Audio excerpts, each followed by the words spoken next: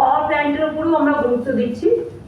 শালবনীতে মনে রাখবেন, ভবিষ্যতে ডিমান্ড যাতে চালু রাখতে পারি আমরা, তার জন্য ইতিমধ্যে অনেকগুলো পাওয়ার প্ল্যান্ট করা হচ্ছে, কিন্তু পাওয়ার প্রজেক্টের শালবনীতেই হচ্ছে 800 মেগাওয়াট করে দুটি পাওয়ার প্ল্যান্ট, অর্থাৎ 1600 মেগাওয়াট সুপার ক্রিটিক্যাল কোল বেসড থার্মেল পাওয়ার প্ল্যান্ট, যেখানে জিন্দালরা খরচ করছেন 16,000 কোটি টাকার উপরে।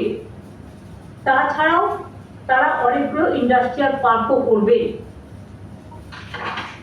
আমি তাদের ধন্যবাদ জানাচ্ছি এবং কম্পিটিটিভ বিডিং এর মাধ্যমে জিন্দালরাই এই প্রজেক্ট করেছে। আমরা ওদের লেটার অফ অ্যাওয়ার্ডও দিয়ে দিয়েছি এবং এই ওয়ার্ডে এর ফলে এটা তৈরি হয়ে গেলে অনেক মানুষের কর্মসংস্থানও হবে। পূর্ব ভারতে, ইস্টার্ন ইন্ডিয়াতে এরকম প্রজেক্ট নেই। তাই আগামী 21শে এপ্রিল আমি এবং আমার সাথে আমার চিফ সেক্রেটারি মনোজ কল আমরা গিয়ে আমাদের জিন্দাল স্যার থাকছে এবং সম্ভবত ছেলেও থাকবে, সবাই মিলে আমরা এটা শিলান্যাস করবো 22 তারিখ। 21 তারিখে আমি মির্জাপুরে থাকবো। এছাড়াও 22 তারিখ বেলা 12:30টায় গড়বেতায় একটি সোলার পাওয়ার প্ল্যান্টের উদ্বোধন করছি। এটা 22 এপ্রিল হবে। মিদনাপুর গোয়ালতোড়ে এটা হচ্ছে। এটা ঝাড়গ্রাম এবং মিদনাপুর পশ্চিমের মাঝামাঝি, প্রায় লোকসভা কেন্দ্র ঝাড়গ্রাম, কিন্তু জেলা হিসেবে মিদনাপুর পশ্চিম।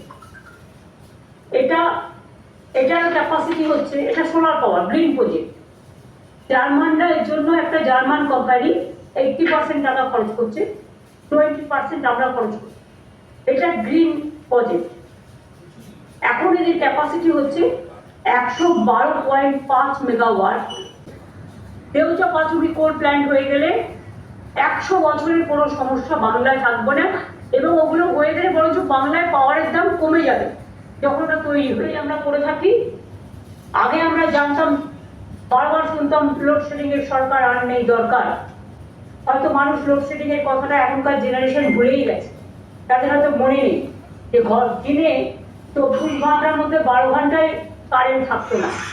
এখন সেটা কিন্তু সাপ্লাই করা হয়েছে, এবং যারা অলরেডি দেবেন, আবার যাদের প্রয়োজন, আমাদের নিজস্ব অনেকটা জমি আছে, সেখানেও কাজ হচ্ছে।